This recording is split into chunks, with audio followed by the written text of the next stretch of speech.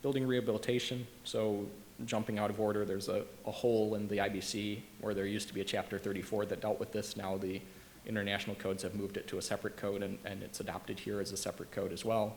So in Chicago, it will be Title 14R, the Chicago Building Rehabilitation Code. It's based on the International Existing Building Code. It's broken out, and there's lots of choices and flexibility to deal with a range of projects, everything from small repair projects up to really complex building reuse, change of use, adaptive reuse projects. So the beginning of the chapter starts out with scope and purpose and definitions. Then there's some provisions in Chapter 3 that apply to all of the compliance methods. So Chapter 3 applies regardless of what you're doing, and there's some Chicago-specific amendments I'll cover in a minute to moving some things into Chapter 3 to make sure everyone is doing them. Chapter 4 covers repairs. Chapter 5 through 13 cover the various other compliance methods for alterations and additions and change of use. Chapter 14 deals with some things about if you're relocating or moving a building from one site to another, and then continuing to recognize the federal government standards for determining the fire resistance equivalent of archaic materials. Those provisions that apply to all compliance methods, just to reiterate those, so there's some general things, structural things, accessibility things. Those are in the base International Existing Building Code. Chicago moved re-roofing here because re-roofing can really be a repair or an alteration, and those are largely IBC based, but they're moved around in the IBC structure. Fire escapes, that's something that Chicago has very specific requirements about. We probably have more existing ones out there than many other places. And so we have some Chicago-specific things to say about fire escapes, whether they're repairs or altering one. You really can't build a new one in most cases. Electrical things, when there is a change of use in a building that might trigger some specialized requirements in the electrical code. And then residential occupancies, there's some things about from our rehab code today about depending on how many units you're adding or things you're doing to change your residential occupancy, some very specific requirements around that. Repair, I think, is the clearest area. It very nicely spells out what a repair is, and repair is the low end, and it really allows you to keep whatever was there as an existing condition. You can repair it, you can use the same materials for the most part, you can rebuild it in the same configuration for the most part. You just can't change it to make it less compliant with the code as part of the repair. There's a few tiny little exceptions to that. So if it already is out of compliance with some of the retroactive requirements in our code today, 13196, chapter 13196, or in the new code, Title 14X, those minimum standards that are supposed to apply to all existing buildings, then the repair should be bringing it up to that standard, or you have to have a discussion with us about why it can't meet a requirement there and get an alternative code approval for an existing non-conforming condition that falls below those standards. The Illinois Accessibility Code has some unusual triggers, especially around plumbing repairs that may require some accessibility upgrades. I think we've had ongoing discussions about whether that's going to change, but that's the current state of the Illinois Accessibility Code. And then use of hazardous materials. So just because it's an existing condition, there are some limitations. You can't replace existing asbestos with new asbestos or lead-based paint with new lead-based paint. Those are not allowed. There are a couple of paths for complying with the rehab code when you get into alterations, additions, and change of occupancy. So the prescriptive compliance method is the strictest and really for small projects that might be easy to follow, but it really starts with everything complies with new construction with these exceptions. So it's probably not the most ideal path except for something that's very straightforward alteration work.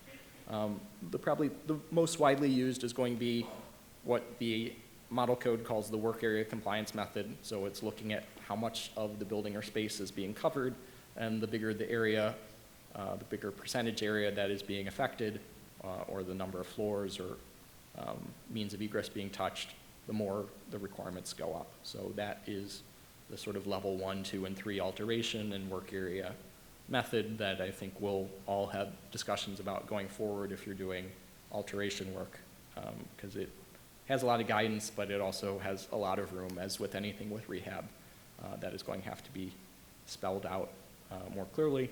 And then for the most complicated projects, there is now a performance compliance method which allows you to use a point scoring system to evaluate whether there are trade-offs in a rehab project that are going to allow you to upgrade certain things and not fully meet the standards on other things to retain existing conditions and accomplish a passing score. So for people who worked on life safety evaluations or who are familiar with that, this is very similar to that process, which Chicago used to evaluate the condition of existing buildings or require upgrades in existing high-rises that weren't putting in sprinkler systems.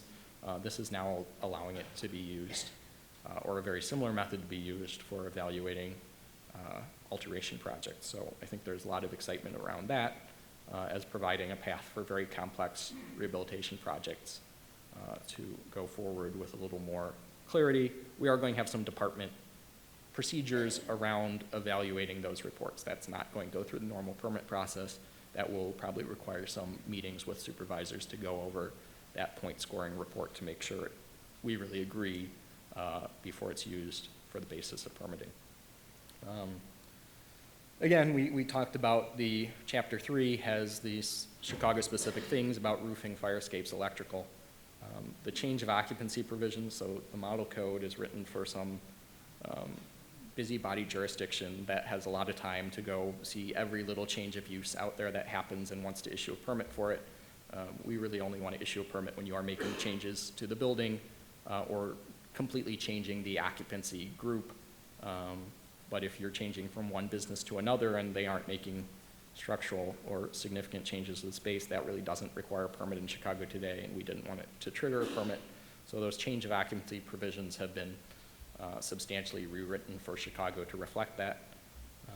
And then the performance method that I talked about, the point scoring method, under the model code allows I2 occupancies, hospitals, but that was not included in Chicago's adoption. Towards the end, Chapter 35 covers reference standards. So one nice thing about the model code is that it puts all of the year and specific details about reference standards in one chapter at the end, so you don't end up with Chapter 1 referencing the 1999 edition of a standard, and Chapter 2 referencing the 1987 edition, and Chapter 3 referencing one that doesn't exist.